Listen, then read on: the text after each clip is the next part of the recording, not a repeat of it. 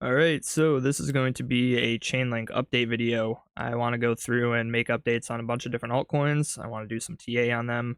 It has been a long time. I believe this was the last one, and this was over a year ago. This was November of last year. And yeah, it does seem like that was the last time I made an update video, so it's been a while. And I will go over this last video. So at the time, we had already broken this mini range here. We had broken to the upside. I called this the accumulation range. And in this video, I guess I was looking for a retracement to a important support zone.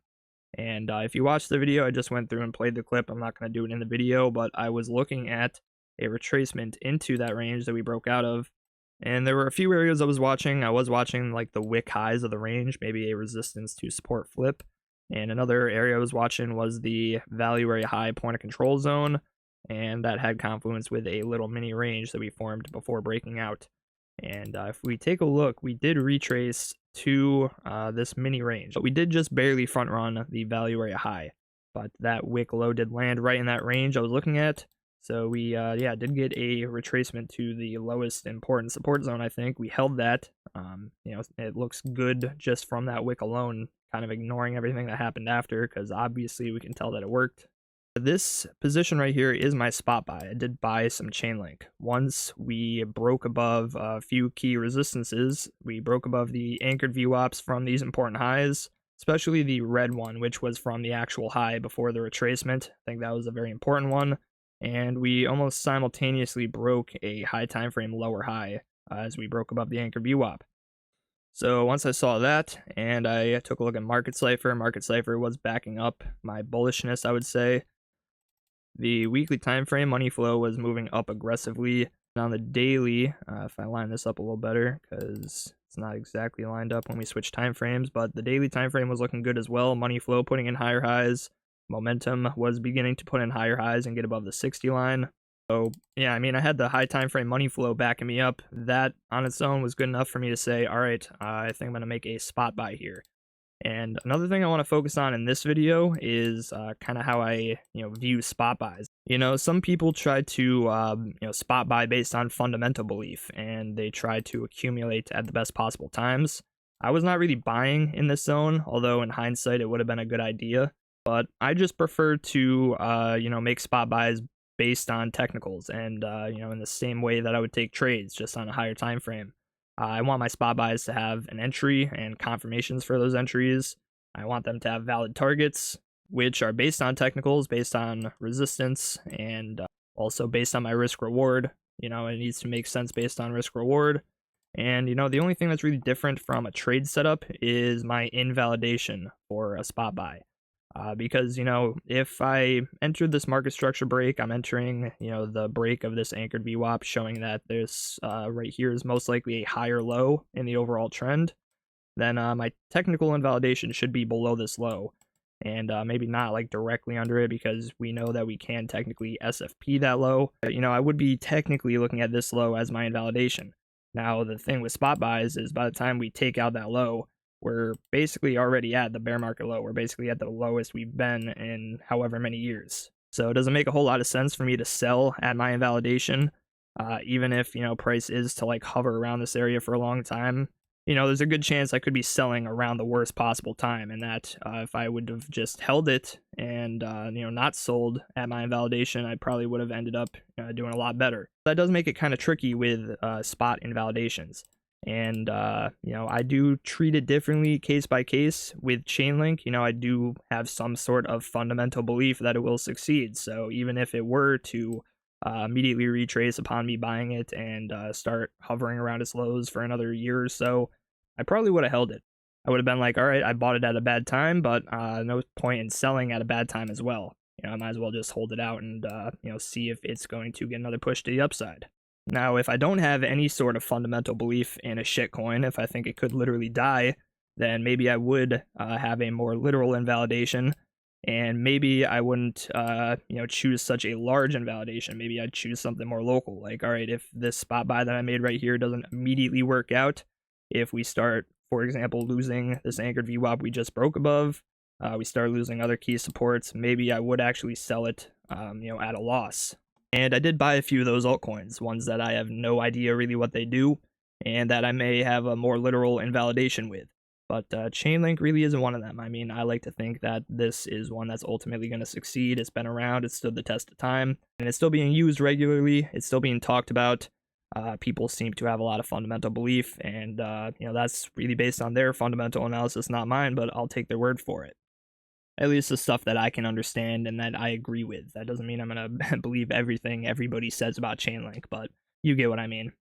So at this point, my spot buy has done very well. I bought it at about 16, we'll say $17. It was basically 17, and now it's at about $30.60. That's an 80% increase. We just broke above one of my key resistance zones. I was looking at this gray box here, and we had front run it here, so that was going to be a major decision point for me. Are we going to SFP that high into it, reclaim that high? If that was the case, I mean, I might have considered maybe selling here and looking for a better entry lower, depending on how things looked. But at this point, we have significantly continued the uptrend that we created. So just kind of going over structure again, I think that the most important structure currently, whether you're looking at this range break as a break of structure, because if we want to get technical, I would probably call this retracement from this low up to this high a weekly retracement. It looks valid enough on the weekly time frame, and we did put in a lower low over here, so we technically broke weekly structure right here. I kind of moved the high up to the range high because they're basically the same. This was like a slight front run of the range high, so I looked at breaking the range as a bullish break, but I mean, you could also look at this high back here as the break in structure as well. Regardless, we put in a higher high, we retraced and made a higher low, and now we've significantly continued structure, and we broke past a key resistance zone. So I'd have to say that currently the trend looks strong, and it would definitely look stronger if we can stay up here for the next day and 7 hours until the weekly candle closes. I think getting a weekly candle close up here following this first weekly break, which was decent already. We did close into the resistance, but now closing above it, I think would be a nice extra boost of confidence for this uptrend continuing to some higher targets. If we close where we're at, I'd say that is a very nice sign of a healthy uptrend. I would say at that point, even if we retrace, I'd be expecting a higher low. And finally, let's talk about some of the next key resistances that we have above us. So this was my last zone of resistance. We have gotten through that. I would consider that, basically done for at this point. And we are approaching the golden pocket next. And there is some confluence around this area. I do see an order block on the weekly time frame right here. I will mark that out because I like the confluence. And we are approaching that order block pretty quickly. We're not that far away from it. And beyond that, I think I would say that if we get above the golden pocket and if we get above this high, getting past that order block, I would at that point probably be targeting all-time high. I think that would be my next target past this resistance zone. This is probably the most important resistance prior to the all-time high.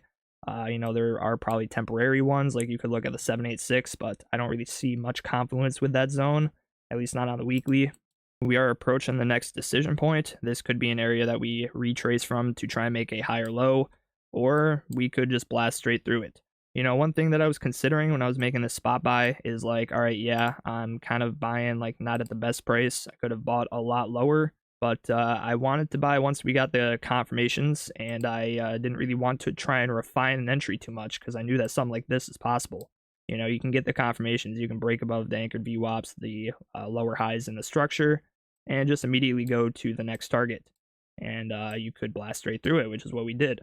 There really wasn't an opportunity to refine an entry following that. I think that's it for this update. I will try to make more regular updates on some of these altcoins, especially now that I got some spot buys in some of them. I will be watching them more closely. Maybe in other videos, I'll dig deeper into the market cipher analysis. Maybe once we start reaching this resistance zone, I'll start looking at market cipher, and we'll spend a little bit more time digging into it. But for right now, I just wanted to kind of get the important stuff out there. So thank you everybody for watching. If you enjoyed, please consider leaving a like, subscribing, and leaving a comment. I appreciate all the support, and I'll see you all in the next one.